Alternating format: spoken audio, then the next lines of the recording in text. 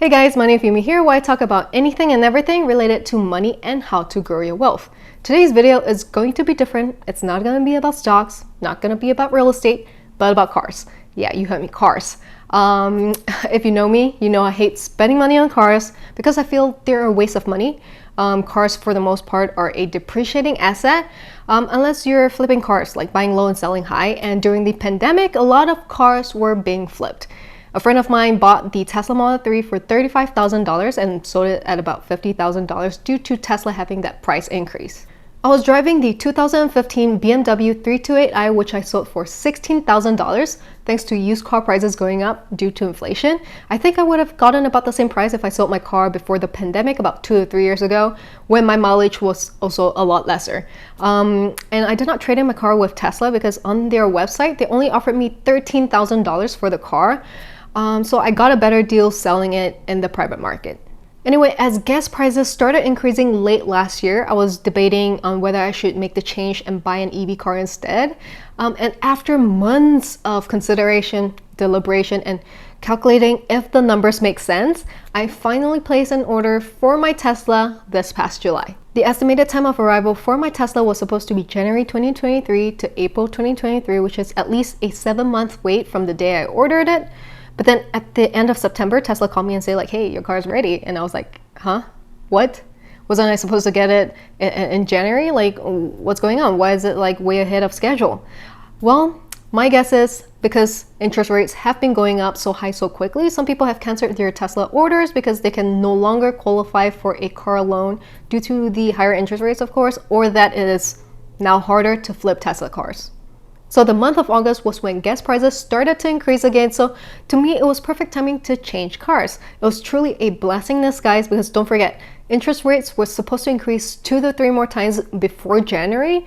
And if I got the car in January instead, that would mean that the car is going to be more expensive for me, right? Because the loan is going to be more expensive. And I got the Tesla Model 3 long range version, which is about $10,000 more expensive than the base model, but long range means better battery life, about 358 miles versus 267 miles on the base model. And if I convert that to kilometers, that's about 576 kilometers on a full charge. That's pretty good.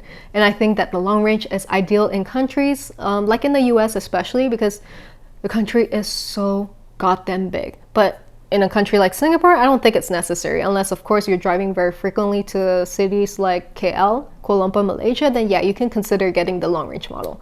And since this video is about how I forked out $0 out of pocket to get the Tesla, let me break down the numbers for you. The cost for the Tesla Model 3 long range is $59,440 with the additional charges of $4,606.60. The total cost for the car is $64,744.60. I paid a total down payment of $15,000 from the $16,000 that I got from selling the BMW with an interest rate of 3.8% for 60 months, so the monthly payment is about $800. For the past year, the average I spent on gas for the BMW every single month is about $1,000, not including maintenance fees, oil changes, etc. And premium gas is about $6 per gallon on average right now, so a full tank is about $100. And guess what, guys? Before the pandemic, I was paying $3 to $4 per gallon, so you can see the price difference right there. And for my Tesla, my electricity bill last month was about $100, which is a little bit high, but I have friends visiting me from Singapore, so I was taking them around, so that explains it. So that brings me up to a maximum of $900 a month for the Tesla, which is cheaper than what I was spending on gas every month on the BMW, which is an older car. That also means that potential repairs are imminent. If I had to replace my engine, a used car engine replacement would set me back $20,000, not to mention European cars are costly to fix. Ask any European car owner, they'll tell you the same thing. And I could feel my car starting to show signs of wear and tear, so I think I sold it at the right time, hopefully, before I need to change the brake pads, tires, and get an oil change done. Those would have added up to be about $1,600. And with a Tesla, there are only 2 things I need to worry about changing: the tires and the brake pads.